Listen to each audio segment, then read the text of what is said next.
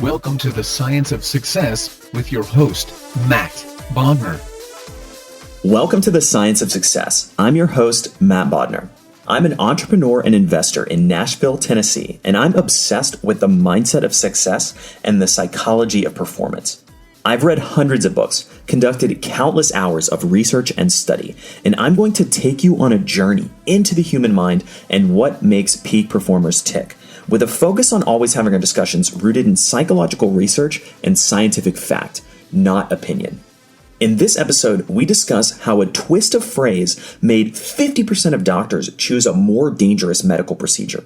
What explains an 88% difference in organ donations in two similar countries, and how experts can make vastly different choices based on the exact same data as we explore the framing bias. As the Science of Success continues to grow, with more than 400,000 downloads, listeners in over 100 countries, hitting #1 new and noteworthy, and much more, I'm giving away something awesome to my listeners every single month. This month, I'm giving away a $100 Amazon gift card to one lucky listener. All you have to do to be entered to win is to text the word SMARTER, that's SMARTER, to the number 44222. Again, that's SMARTER to 44222 to be entered to win. You can also enter to win if you're not in the United States by going to our website, scienceofsuccess.co, that's scienceofsuccess.co, and putting in your email address, joining our email list. It's that simple to be entered to win a $100 Amazon gift card. Lastly, if you want to get 10 extra entries into the giveaway, all you have to do is leave a positive review on iTunes and email me a screenshot of that review to my email, matt@scienceofsuccess.co. That's matt@scienceofsuccess.co. In our last episode, we examined the incredible factor controlling people's decision-making that 86% of people were completely unaware of. What causes voters to care more than parents about funding the school system, and how the word Florida makes people behave like the elderly, as we explored the priming effect. If you want to understand how your environment is controlling your decisions, even without you realizing it, and what you can do about it, listen to that episode. Today, we're going to explore how the way things are presented can have huge implications for our decisions, without us ever realizing it. How a simple change of wording can dramatically influence multiple different medical outcomes. What accounts for an 82% difference in organ donation rates, and how much of this operates at a subconscious level beyond our conscious experience. This episode is going to focus on drilling down and understanding a specific cognitive bias, a mental model, to help you start building that mental toolkit that we've talked about in previous episodes. When we did the interview with Shane Parrish and we did the interview with Michael Malbison, both of those episodes dig down and drill in and explain the concept of making better decisions by building a toolkit of mental models, of different ways of understanding the world, ways of understanding reality. And if you want to drill down and get to the fundamentals about why you should build that toolkit and how it's important, I highly recommend checking out both of those interviews. The mental model that we're going to focus on today is framing bias. Framing bias, along with priming, which we covered in the last episode, and anchoring, which we're going to cover in the next episode, are all cognitive biases that you want to know, understand, and be aware of, so that you can add them to your mental toolbox, so that you can be a more effective decision maker, and so that you can understand reality more effectively. I wanted to start out with a quote from the book Nudge by Richard Thaler. Great book, very focused on framing and describing framing and its implications. Quote, "The false assumption is that almost all people, almost all the time, make choices that are in their best interest, or at the very least are better than the choices that would be made by someone else." End quote. One of the things we're going to discover about the framing bias is that often when we make choices, we think that we're making choices based on logic, based on morality, based on rationality. But in many cases, the entire basis for why we made the decision is the frame. And by the frame, I mean the entire basis for the reason that we made that decision is simply the way the question was worded.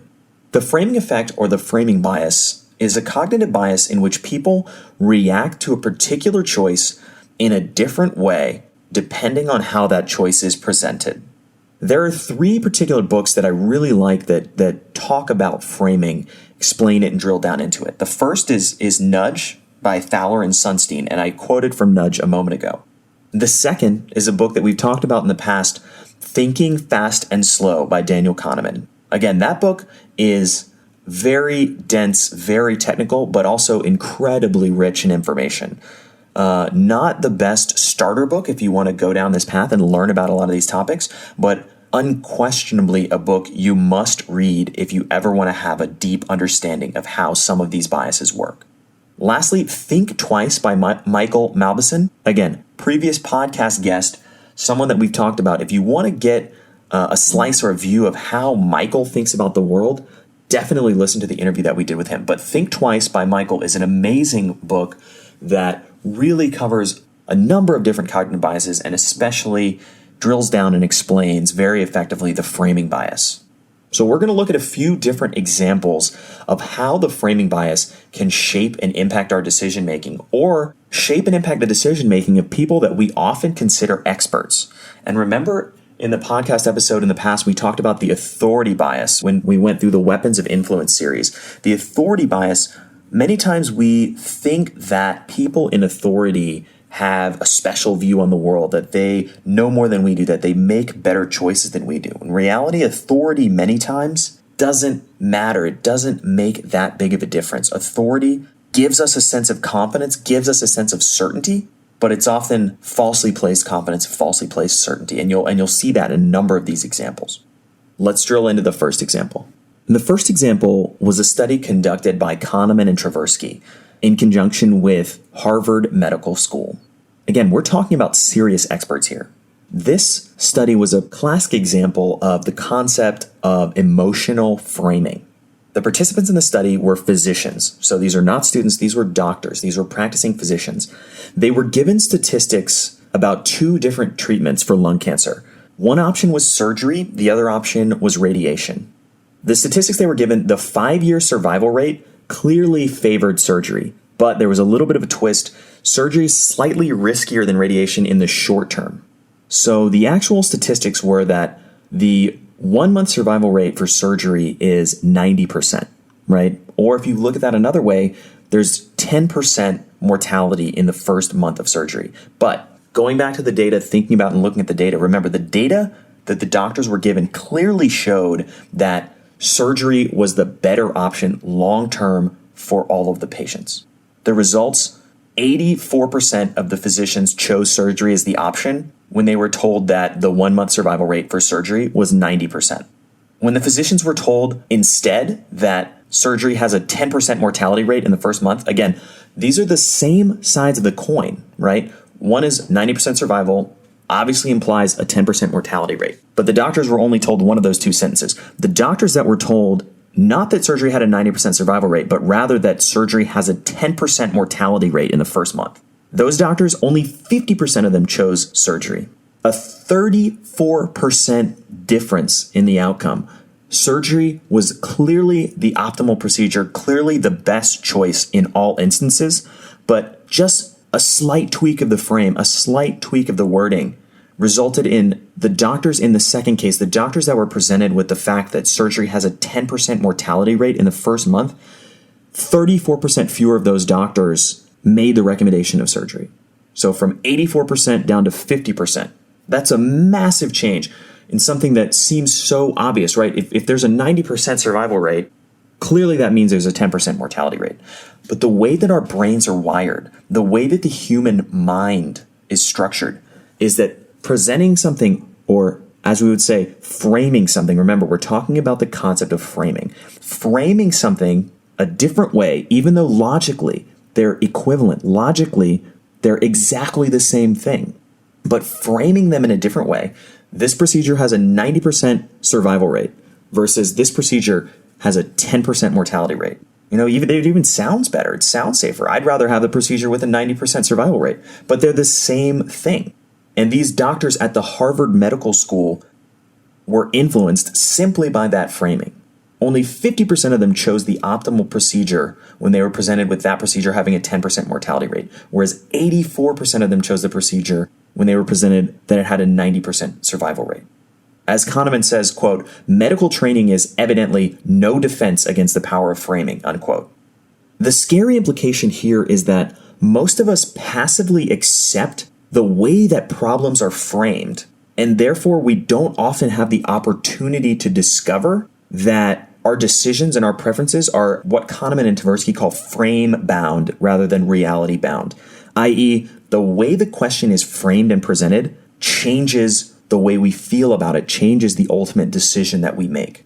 And this is not the only example of framing having a major implication in the way that experts feel and think about life and death outcomes. Another example is what Kahneman and Tversky call the Asian disease problem. In this study, Kahneman and Tversky had respondents look at an imaginary disease outbreak, which is expected to kill 600 people. They were proposed with two alternative solutions, which were phrased slightly differently. And this gets into the concept of one of the core tenets of something called prospect theory, which we'll talk about in detail in a future episode of the podcast. But it's something that Kahneman and Tversky created and discovered and are, in many ways, one of the things they're best known for. Anyway, there's a disease that threatens the lives of 600 people. The first frame, the first option that was presented was a choice between A and B. In program A, 200 people's lives will be saved. In program B, there's a 1/3 probability that 600 people will be saved and a 2/3 probability that no one would be saved. Okay, so program A, guaranteed saving 200 lives. Program B, 1/3 chance of saving 600 lives, 2/3 chance of killing everybody. A substantial majority of the respondents chose program A, right? They chose the certainty of saving 200 lives. Now, it's important to note here that statistically, those outcomes are identical, right? The expected value is identical between the two. 200 is 1/3 of 600. So really, we're looking at, do people prefer a safe choice or do people prefer the gamble, right? And this will come into play when we look at the second frame. The second way that the same decision was proposed is that if program A is adopted, 400 people will die. If program B is adopted, there's a 1/3 probability that nobody will die and a 2/3 probability that 600 people will die. If you think about it, program A and program A are identical, and so are the consequences of program B and program B. In the second frame, a large majority of people chose to gamble. They chose program B, right? And this ties back to the same concept, the same idea of framing. But it gets at something else. When people are faced with dangerous outcomes, they prefer the sure thing over the gamble when the outcome is a good outcome, i.e., that this is also known as being risk averse. That's why people, when the frame is presented as saving 200 lives or gambling to save 600, people prefer the sure thing. They're risk averse. They want to just lock in the 200 lives that they can save. However, when outcomes are negative, people are risk seeking. They tend to reject the sure thing and accept the gamble. When the same exact question is phrased as option A, 400 people die, option B, a 1/3 chance of saving 600 people, or a 2/3 probability of all of them dying, people vastly prefer the gamble. Previously, the same exact conclusion has been discovered in a number of different contexts, looking at money, looking at how people behave in the financial markets. This is tied to the concept of loss aversion, which we touched on in the interview with Michael Malbison. The fascinating thing about this is this also demonstrates the same tendency takes place when we're talking about health outcomes, when we're talking about people's lives. As Kahneman says, quote, "It is somewhat worrying that officials who make decisions that affect everyone's health can be swayed by such a superficial manipulation. But we must get used to the idea that even important decisions are influenced, if not governed, by System 1, end quote. And again, System 1, we talked about this in the last episode, but System 1, this isn't a perfect description, but roughly speaking, System 1, think of it as your subconscious sort of rapid decision-making mind. So the Asian disease problem is a great example of looking at how the same exact outcome can be framed in two separate ways. It almost seems silly talking about it because logically it's so obvious that if you save 200, the other 400 will die, right? Or even thinking about the experiment with the Harvard Medical School. If something has a 90% survival rate, it's the exact same thing as a 10% mortality rate. But just explaining it in a different way, changing the frame, substantially changes the way that people act. And it's a very important thing to remember and to consider that when people are facing good outcomes, they'd rather be risk averse. They'd rather lock in the sure thing, right? They'd rather save those 200 people. But when it's framed as a negative outcome, even though it's the same situation, when it's framed as condemning 400 people to die, they prefer the gamble of trying to save everyone. So in both of those scenarios, the situations were actually identical, but changing the frame changed the way a substantial majority of the respondents selected the outcome that they preferred. Now we're going to look at another example. This one, you may have heard of this. It's a very often cited, very common example of how framing can have a substantial impact on another medical outcome. A study that was originally published in 2003 looked at the rates of organ donation in a number of different countries, and countries that they tried to compare were demographically and culturally similar to see why they had these massive gaps. And the two that they looked at specifically, they looked at comparing Austria and Germany, right, two very culturally similar nations, and they looked at comparing Sweden and Denmark. The organ donation rate in Austria is near almost at 100%. But the organ donation rate in neighboring Germany was only at 12%, right? What factor could explain the 88% gap between those two outcomes? The 88% gap in organ donation rates in two countries that, by and large, are very similar. And the inhabitants of each country behave very similarly, live very similar lives, have very similar traditions, morals, standards, cultural practices, etc. Similarly, Sweden had an 86% organ donation rate. Denmark's 4%. These massive gaps, and these are life-changing outcomes here. Imagine if you have an entire population of organ donors versus a population where only 4% of people donate their organs. This is something that's a life and death thing for many, many people. This is changing people's lives, people who are looking for organ donations.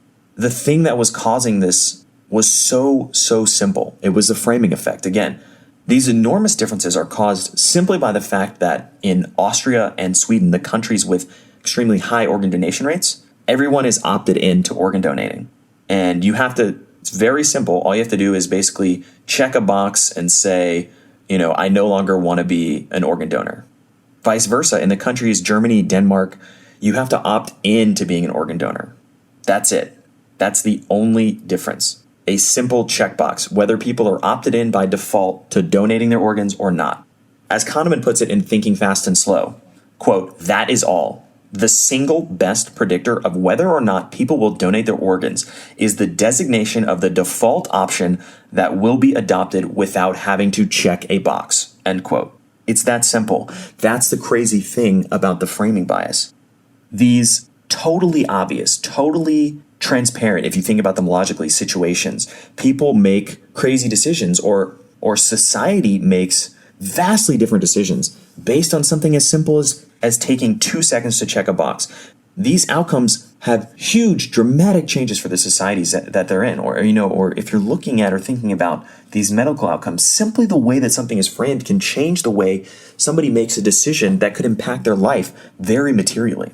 That's why framing is so dangerous sometimes, because we often don't understand how the frame is impacting the way we think about the problem.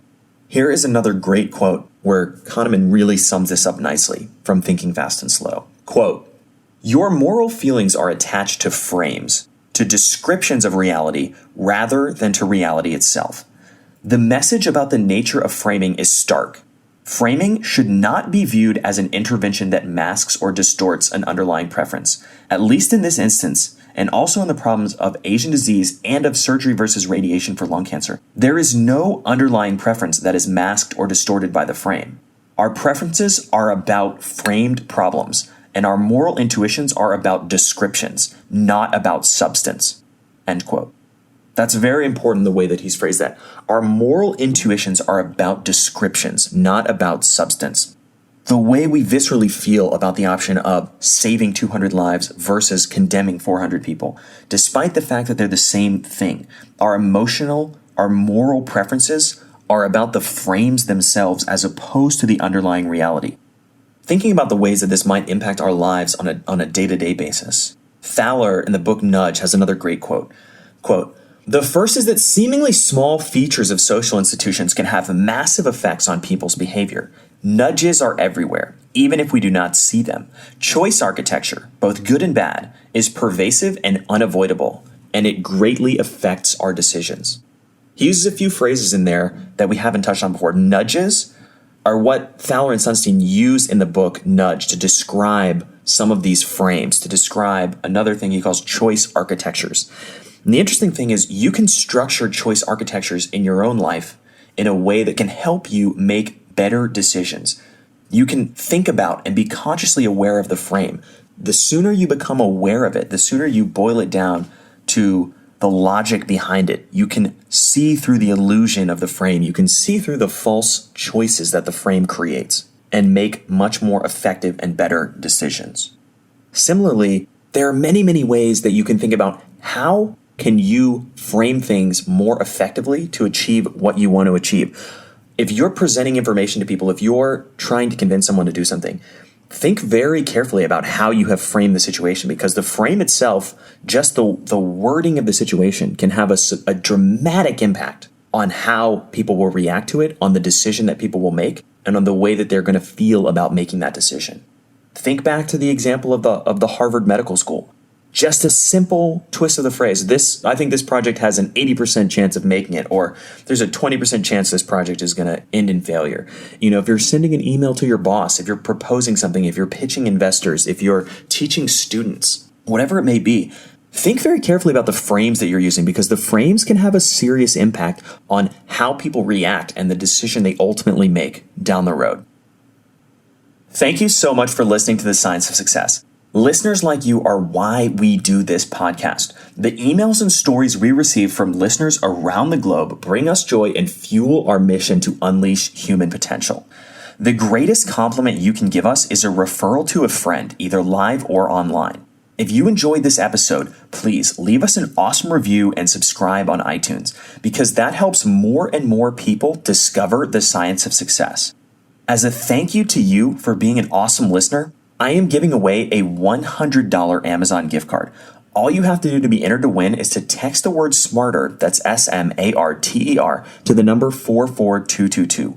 Or if you're outside the United States, you can go to our website, scienceofsuccess.co, and join our email list. That will also enter you into the drawing for the $100 Amazon gift card. Lastly, if you want to reach out, you want to say hi, you want to connect with me, send me an email. My email address is matt, M-A-T-T, at scienceofsuccess.co. That's Matt at scienceofsuccess.co. I love hearing from listeners. Thanks again, and we'll see you on the next episode of The Science of Success.